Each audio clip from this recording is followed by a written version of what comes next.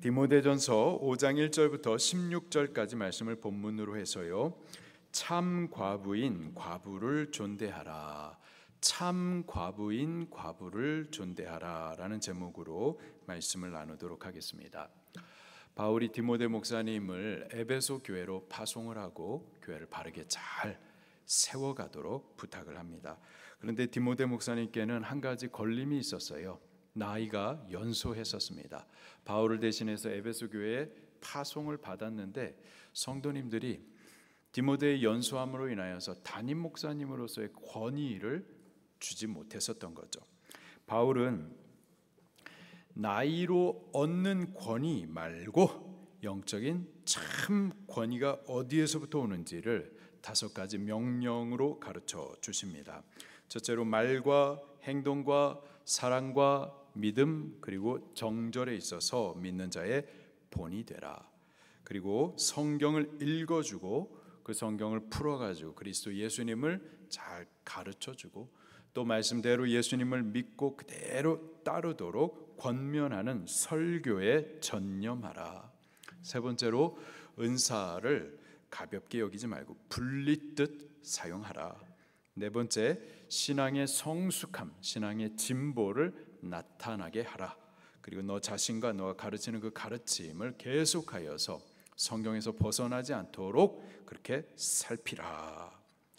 디모데는 이상 5가지 가르침을 행함으로써 비록 그가 연소했지만은요 업신여김을 받지 않았었고 오히려 영적인 참 권위를 획득할 수가 있었습니다. 오늘 본문에서 바울은요 교회 안에서의 관계에 대해서 성도님들 서로 간에 어떻게 처신하고 어떻게 대해야 될지에 대해서 가르쳐 주십니다. 성도들 간의 관계가 항상 중요해요. 좋은 관계, 바른 관계를 통하여서 바른 신앙이 세워지기도 하고요, 바른 성도님이 일어나기도 합니다. 바른 관계를 위하여서는요 우리가 어떻게 바르게 처신해야 될지 배우셔야만 하겠습니다. 바울도요 성도들 간의 관계의 중요성을 너무나도 잘 알았기 때문에 지금 에베소 교회를 목회하는 이 디모데 목사님에게 이에 대해서 가르쳐 주십니다. 우리가 이 가르침을 잘 받을 수 있기를 바랍니다. 그래서 우리가 서로에게 어떻게 대해야 되는지를 바르게 잘 배워서 바른 관계를 세워나가고 서로에게 유익한 그러한 관계들이 꼭 될 수 있기를 예수님 이름으로 축원합니다. 오늘 본문 말씀의 구성이 2가지로 나눌 수가 있겠습니다. 1절과 2절에서는요 교회 안의 성도들 간에 어떻게 대할지에 대해서 가르쳐 주십니다. 그리고 3절부터 16절에는 교회 안에 있는 과부에 대하여서 어떻게 또 대해야 될지에 대해서 가르쳐 주세요. 먼저 1절과 2절에 교회 안에 성도님들 서로 간에 어떻게 대해야 될지를 가르쳐 주시는데요 원리가 있습니다. 원리가 있어요. 가족됨의 원리 안에서 서로를 대하는 겁니다. 디모데전서 3장 15절부터 16절에 바울은 교회를 3가지로 표현을 한 적이 있었습니다. 하나님의 집, 그리고 살아계신 하나님의 교회, 그리고 진리의 기둥과 터로서 교회를 설명을 했었죠. 그 중에 하나님의 집이라고 표현을 했었습니다. 집, 헬라 발음으로 오이코스, 뜻은 집 혹은 가족. 교회가 그렇다라는 거예요. 교회는 영적인 가족 공동체입니다. 성도들 서로는요 영적인 가족인 거예요. 하나님이 우리의 아버지가 되시고 같은 하나님을 아버지라고 부르는 우리들 서로 간에는 영적인 형제, 자매, 영적인 가족인 거죠. 그렇게 가족됨의 원리 안에서 우리들 서로를 대하라라는 겁니다. 1절과 2절 말씀을 같이 읽겠습니다. 시작. 늙은이를 꾸짖지 말고 권하되 아버지에게 하듯하며 젊은이에게는 형제에게 하듯하고 늙은 여자에게는 어머니에게 하듯하며 온전히 깨끗함으로 자매에게 하듯하라. 교회 안의 어른들을 대할 때에 꾸짖지 말라 말씀하세요. 꾸짖지 말고 권하되 아버지에게 하듯하라. 누구에게 하듯하라? 아버지에게 하듯하라. 우리 어른들이 비록 잘못한 일이 있다 하더라도 그걸 가서 막 이렇게 꾸짖는 것은 좋지 못합니다. 죄를 묵인하라 그런 말은 아니에요. 죄는 묵인해서는 안 되죠. 술 마시는 거, 그것을 묵인해서는 안 되는 겁니다. 그건 방탕한 것이고 성령 충만해야 될 것을 가르치면서 회개로 잘 인도를 해줘야만 할 거예요. 그런데 그 방법에 있어서 어른들을 꾸짖어서는 안 된다라는 거죠. 그리고 죄가 아닌 경우에 있어서는요, 그걸 고치려거나 바꾸려 해서는 안 됩니다. 여러분들 부모님을 막 고치려고 하죠? 여보세요? 그러잖아요. 저도 부모님을 막 자꾸 그 행동이나 언어를 갖다 막 고치려고 하잖아요. 그런 것은 안 된다라는 거예요. 그러지 말아야만 합니다. 왜 그렇죠? 안 고쳐져요. 예를 들어서 사투리 안 바뀝니다. 고치려고 해도 이거 안 고쳐지는 거예요. 우리 장인 어른 가정이 강화도 쪽입니다. 근데 이 강화도 쪽에 가면은 사투리가 이 톤이 높아요. 그리고 억양이 셉니다. 그래서 처음 듣는 분들은 오해할 수가 있어요. 나한테 지금 화를 내나? 이렇게 오해를 할 수가 있습니다. 그래서 어른들께 그 사투리가 톤이 높고 막 세니까 그 듣는 사람들이 오해한다, 마음이 상할 수가 있다, 그러니 고치세요 한다고 해서 꼭 고쳐질까요? 안 고쳐집니다. 그렇게 평생 살아오셨어요. 평생 살아오신 그것이 고치라고 해서 안 고쳐지는 거죠. 그냥 용납하셔야만 하는 겁니다. 그럼에도 불구하고 그런 것들이 다른 사람들에게 계속해서 오해를 주고 또 상처를 주게 될 경우에 있어서는요, 그때는 좀 권하긴 해야 되겠는데 꾸짖어서는 안 되고 권하는 겁니다. 누구에게 하듯 권하라? 아버지에게 하듯 권하라 라는 거예요. 또 2절에도 보니까 늙은 여자에게는 어머니에게 하듯 하라. 누구에게 하듯 하라? 어머니에게 하듯 하라. 호통을 치거나 빈잔을 주는 것이 아니라 사랑과 존경으로 그렇게 대하는 겁니다. 교회 안에 어른들만 있는 것이 아니고요, 또 젊은 사람들도 있죠. 그들을 대할 때에도 같은 원리, 곧 가족됨의 원리로 서로를 대하는 거예요. 1절 후반부에 보니까는 젊은이에게는 형제에게 하듯 하고, 누구에게 하듯 하고? 형제에게 하듯 하고, 또 2절 후반부에 젊은 여자에게는 자매에게 하듯 하라. 누구에게 하듯 하라? 자매에게 하듯 하라. 특별히 젊은 여자에 대해서는요, 강조하는 수식어가 있습니다. 온전히 깨끗함으로 하듯 하라 말씀하고 있어요. 성적으로 틈이 없게 하라라는 뜻입니다. 육체적으로나 정신적으로 일절 깨끗함으로, 그래서 친자매를 대하듯 그렇게 해야 된다라는 거예요. 틈이 없게 하라라는 말은 틈이 열릴 수가 있기 때문인 거죠. 누구라도 마찬가지입니다. 누구라도 그럴 수가 있는 거예요. 때문에 조심하셔야만 하는 겁니다. 온전히 깨끗함으로 하셔야만 하는 거예요. 그래서 교회 안에서 남녀가 기도할 때에는 부부가 아닌 이상 손잡고 하지 않는 것이 좋겠습니다. 조심하셔야 돼요. 또 내 마음은 온전하다, 깨끗하다 하더라도 오해의 소지가 없도록 조심하시는 게 좋겠습니다. 우리 교회 안에서 어른을 대할 때 아버지에게 대하듯 하고, 또 어머니에게 대하듯 하라. 또 젊은 남자들에게 대해서는 형제에게 대하듯, 그리고 젊은 여자에게는 일절 깨끗함으로 자매에게 대하듯 하라 가르쳐 주세요. 아버지, 어머니, 형제, 자매, 이거 무슨 관계인데요? 가족 관계인 거죠. 서로를 가족같이 대하라. 가족됨의 원리 안에서 서로를 대하라라는 거예요. 교회는 영적인 가족 공동체입니다. 성도들 서로는 영적인 가족인 거예요. 하나님이 우리 아버지, 같은 하나님을 아버지로 모시는 우리들 서로는 영적인 형제, 자매, 영적인 가족인 겁니다. 이 가족됨의 원리 안에서 우리 교회 안에 어른들을 대할 때 아버지처럼, 어머니처럼 존중히 사랑으로 대하는 거고요. 또 젊은이들을 대할 때에도 마찬가지로 가족됨의 원리 안에서 형제를 대하듯, 또 친남매를 대하듯 그렇게 사랑과 거룩으로 대해야 하는 겁니다. 가족은 사랑으로 맺어진 관계이죠. 우리 서로 간에 사랑으로 더욱 대하십시다. 우리 말과 행동에 있어서도 사랑으로 대하십시다. 상대가 상하지 않도록 우리 말이 억양이 사투리가 좀 세면 조금 좀 고쳐보시고요. 또 믿음으로 바르게 세워질 수 있도록 우리 행동과 말을 삼가 그렇게 다듬어가면서 하면 좋겠습니다. 3절부터 16절까지는요, 교회 안에 과부에 대해서 어떻게 대해야 될지를 가르쳐 주고 계세요. 사도행전 6장에 보게 되면은 예루살렘 교회가 성령으로 세워져가는 점점 부흥합니다. 그러자 사도들이 너무 일이 많은 거예요. 그래서 저들 본연의 업무, 본연의 직무였었던 말씀과 기도에 대해서 집중을 하지 못했었습니다. 그래서 7명의 집사님을 선출을 해요.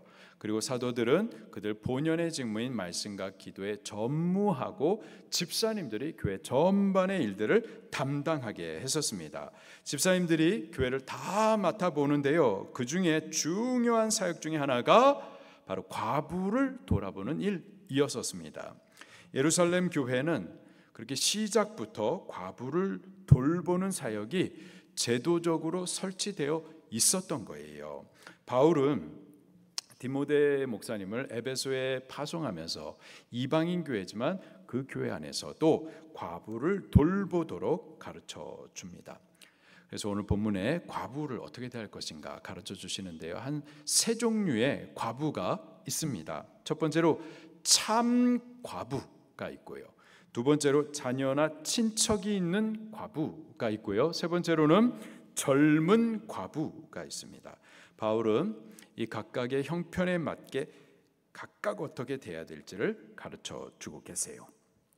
자, 첫 번째로요, 참 과부가 있습니다. 3절 말씀을 같이 읽겠습니다. 시작. 참 과부인 과부를 존대하라. 교회는요, 참 과부가 누구인지를 알고 존대하셔야만 합니다. 여기서 존대한다라는 것은 두 가지를 포함하는데요, 신앙적으로, 그분의 인격적으로, 우리의 마음으로 존중히 여겨주는 것을 말하고요, 동시에 재정적으로 돕는 것을 뜻하는 겁니다. 제5계명, 부모에 대한 공경에 대한 계명이 있죠. 주 안에서 너희 부모를 공경하라, 이렇게 가르쳐 주십니다. 이 제5계명, 부모 공경에 대한 이 계명도에 이 점을 포함을 하고 있습니다. 이 두 가지, 인격적으로 마음으로 공경하고 또 재정적으로 지원하는 이 두 가지를 포함하고 있어요. 마가복음 7장 10절부터 12절 말씀에 예수님께서 이 5계명과 관련해 가지고 바리새인들의 거짓됨에 대해서 이렇게 지적을 하고 있습니다. 모세는 내 부모를 공경하라 하고 또 아버지나 어머니를 모욕하는 자는 죽임을 당하리라 하였거늘. 부모를 모욕하는 것은 죽는 일입니다. 공경하셔야 되는 거죠. 그런데 너희는 이르되 사람이 아버지에게나 어머니에게나 말하기를 내가 드려 유익하게 할 것이 고르반 카라브 곧 하나님께 드림이 되었다 하기만 하면 그만이라 하고 자기 아버지나 어머니에게 다시 아무것도 하여 드리기를 허락지 아니하여. 이거는 하나님 앞에 드렸으니까 그러면 이제 우리 부모에 대해서 드려야 될 책임은 이제 없다, 이런 식으로 부모에게 재정적인 지원을 하지 않았었던 거죠. 바로 그 부분에 대해서 예수님께서는 지적을 해주셨던 거예요. 우리가 예수님 믿는 성도로서, 자녀로서 마땅히 부모에 대해서요, 계명을 따라서 우리 마음으로 존중하기도 하고 또 재정적으로도 지원해 드려야만 합니다. 아멘이에요? 그리고 마찬가지로 교회 안에서 참 과부도 가족됨의 원리를 따라서 어머니와 같이 우리 존대해야만 하는 겁니다. 곧 마음으로 공경하는 거예요. 신앙적으로 존경하는 거예요. 동시에 물질적으로, 재정적으로도 지원해 드려야만 하는 거죠. 자, 그렇다면은 교회가 존대해야 될 이 참 과부 누구냐 이 말이에요. 바울은 참 과부의 기준을 구체적으로 가르쳐 주십니다. 5가지예요. 먼저 9절 말씀을 읽겠습니다. 시작. 과부로 명부에 올릴 자는 나이가 60이 덜 되지 아니하고 한 남편의 아내였던 자로서. 자, 참 과부로 명부에 등록될 수 있는 분은 첫째로요, 나이가 60이 넘어야만 합니다. 당시에 나이가 60이라고 하면 스스로 생계를 위해서 일할 수 없을 정도로 연로한 나이를 말합니다. 오늘날의 상황과 형편을 감안하면요, 한 70에서 80세 정도로 보시면 되겠습니다. 그래서 스스로 생계를 위해서 일할 수 없는 분이어야만 한다라는 거예요. 두 번째로요, 한 남편의 아내였던 자여야만 합니다. 한 남편의 아내였다. 이 말은요, 결혼 생활에 신실한 자여야만 했다라는 거예요. 혹 결혼을 안 했어도요, 정결함의 본이 되었던 자여야만 하는 겁니다. 세 번째로요, 선한 행실의 증거가 있어야만 했습니다. 10절입니다. 시작.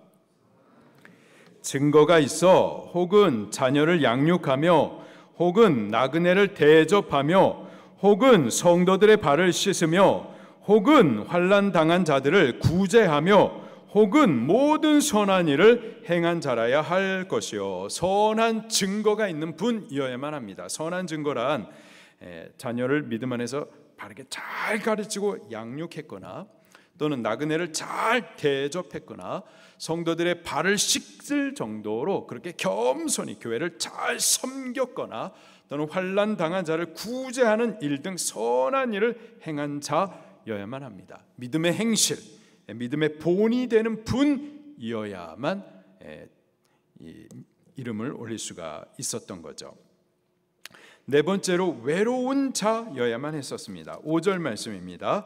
시작. 참 과부로서 외로운 자는 하나님께 소망을 두어 주야로 항상 간구와 기도를 하거니와. 여기서 외로운 자란 자기를 돌봐줄 자손이나 친족이 없는 사람을 말하는 겁니다.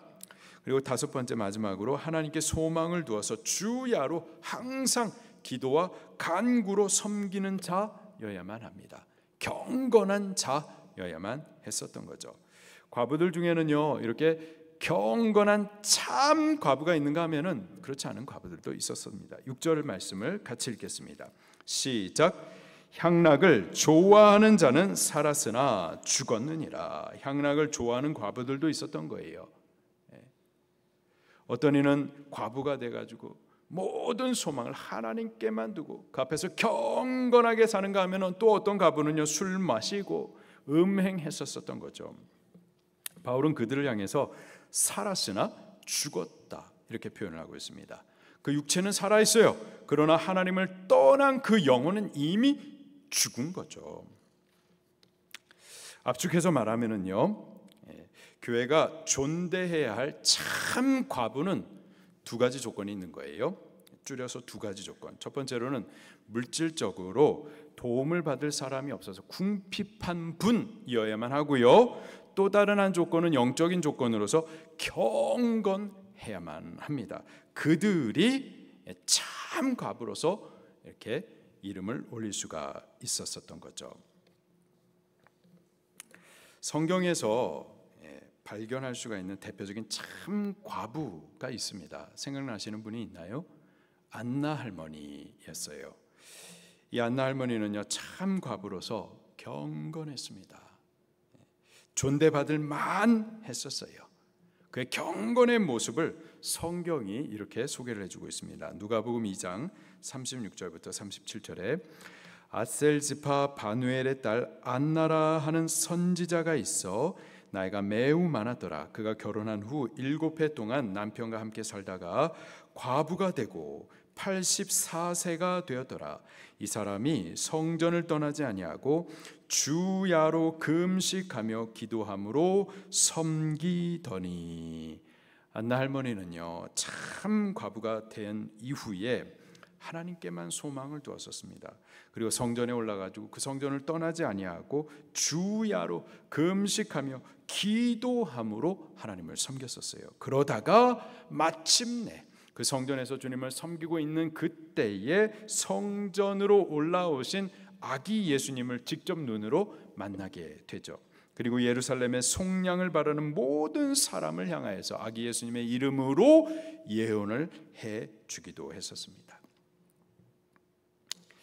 지금 나이 많은 과부 얘기하니까 나하고 상관없는 것으로 생각하시는 분들이 있을 것 같은데, 우리들도 시간이 점점 흘러서 육체는 점점 쇠하여지고 하나 둘 사람들이 점점 떨어지고 철저히 외롭게 혼자가 되는 때가 있을 거예요. 바로 그때에 그 황혼의 때에 우리의 모습이 안나 할머니처럼 이러한 경건한 모습이 되기를 소망하십시오. 천국을 가까이 보면서 마지막 순간까지 교회를 지키며 경건하게 기도의 사명을 하다가 그러다가 기쁘게 주님을 맞이할 수 있는 그러한 은혜가 여러분들 안에 있게 되기를 예수님 이름으로 축원합니다. 자, 두 번째 과부가 있는데요. 두 번째 과부는 자녀나 친족이 있는 과부입니다. 4절 말씀을 같이 읽겠습니다. 시작.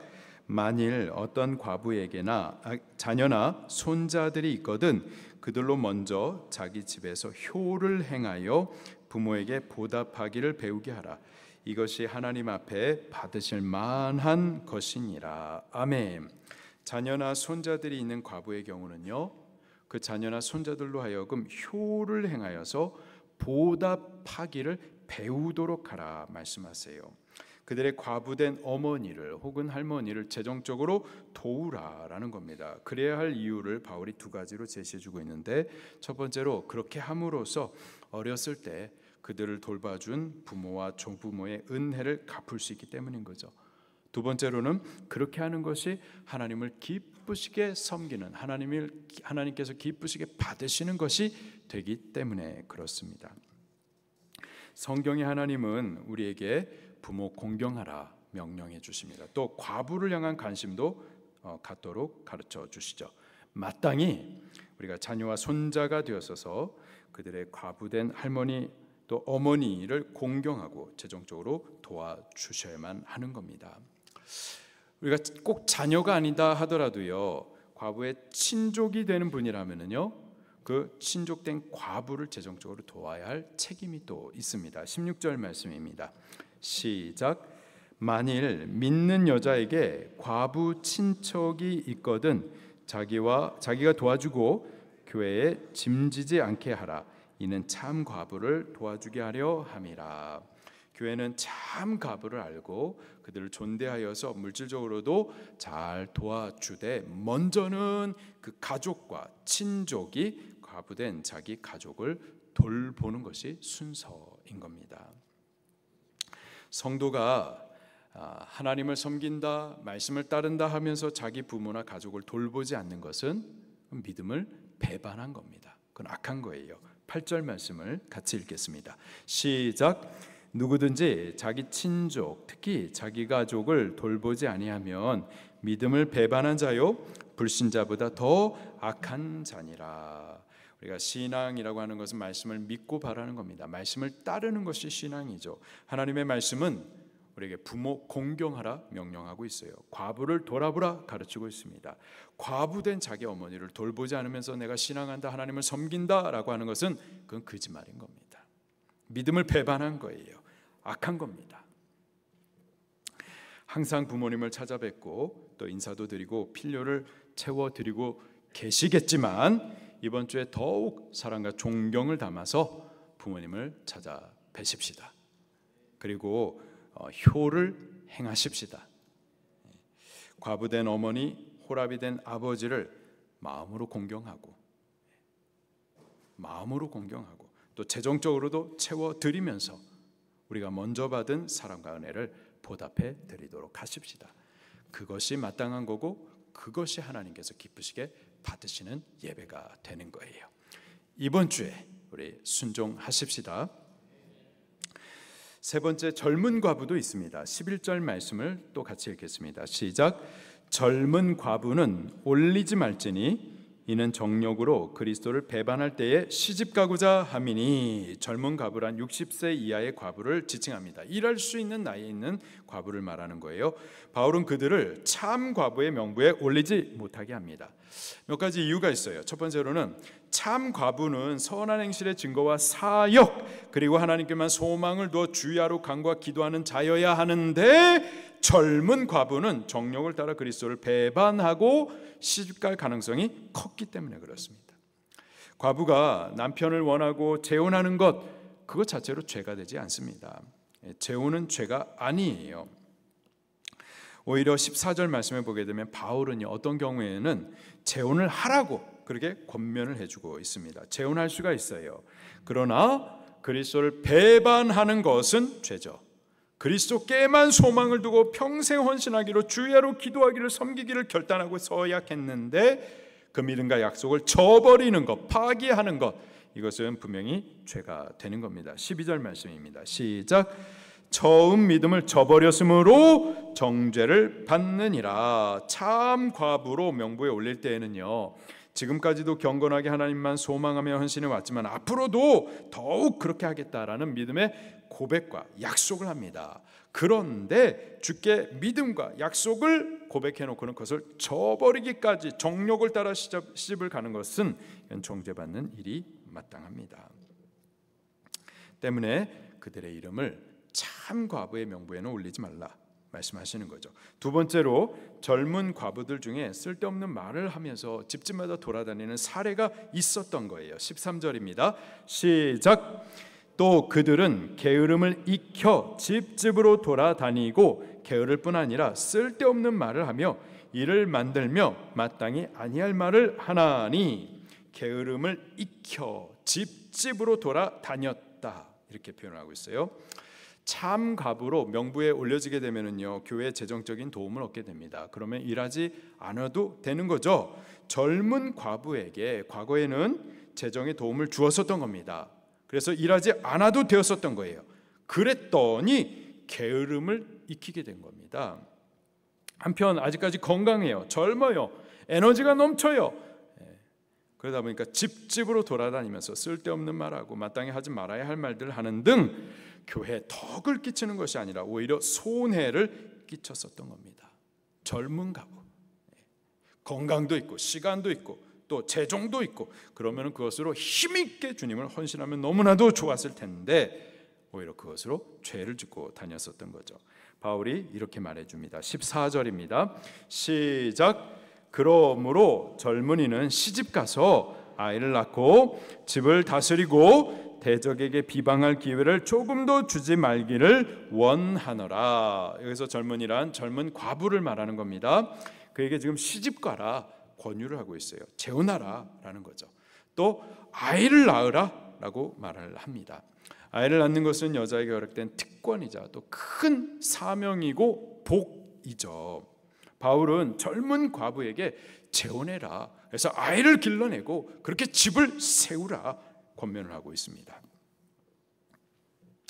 그러나 결혼하게 되면은요, 남편에게 매이게 되죠. 또 아이를 낳게 되면은요, 아이에게 묶이게 됩니다. 게으를 수가 없어요.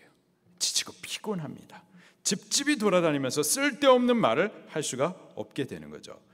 그렇게 함으로 대적에게, 마귀에게 비방할 기회를 주지 않을 수가 있는 겁니다. 그렇게 함으로 믿음의 고백과 서약을 파기하지 않을 수가 있고 쓸데없는 말로 죄지지 않을 수가 있다라는 겁니다. 15절 말씀입니다. 시작. 이미 사탄에게 돌아간 자들도 있도다. 참 과부로 서약했다가 정욕을 이기지 못해서 믿음의 고백과 서약을 파기한 자들이 있었던 거예요. 집집이 돌아다니면서 쓸데없는 말을 함으로 교회에 징계를 받는 이들이 있었던 겁니다. 젊은 과부들 중에. 그러니 젊은 과부는 참 과부의 명부에 올리지 말라, 그렇게 만류하고 있는 겁니다. 교회는 오이코스, 사랑으로 묶어진 영적인 가족 공동체입니다. 교회 안에서 가족됨의 원리를 따라서 우리 어른들에게는 아버지 대하듯 어머니 대하듯 그렇게 사랑과 존중함으로 대해야만 되겠고요. 또 젊은 남자에게는 형제를 대하듯, 그리고 젊은 여성에게는 일절 깨끗함으로 자매에게 대하듯 그렇게 거룩한 사랑으로 우리 서로 간에 대하십시다. 또 교회 안에 참 과부된 분들을 우리 교회가 알고 존대하셔야만 하겠습니다. 그러나 먼저는요, 우리 자녀들이, 친족들이 돌아보셔야만 하겠습니다. 우리 자녀된 우리들이 부모님을 효해야만 하겠습니다. 이번 주에 찾아뵈십시다. 이번 주에 잘 효해 드릴 수 있기를 바랍니다. 그리고 우리들도 점점 나이가 먹어가면서 점점 황혼이 되어져 가는데, 약해지고 이제 외로워지는 때가 되는데, 바로 그때에 우리의 모습이 안나 할머니와 같이 경건하게 되기를 예수님 이름으로 축원합니다. 참 과부가 되어서 성전을 떠나지 아니하고 주야로 금식하며 기도하고 섬기다가 기쁨으로 예수님을 만났었던 것처럼 우리 마지막 순간까지 주의 성전에서 경건히 기도하면서 주의 위로의 때를 바라면서 천국을 가까이 보면서 기도의 사명을 지켜내는 그러한 안나 할머니와 같은 경건한 어른들로, 그러한 모습으로 우리의 마지막 모습이 되기를 예수님 이름으로 축원합니다. 말씀 붙들고 통성으로 기도하시겠습니다.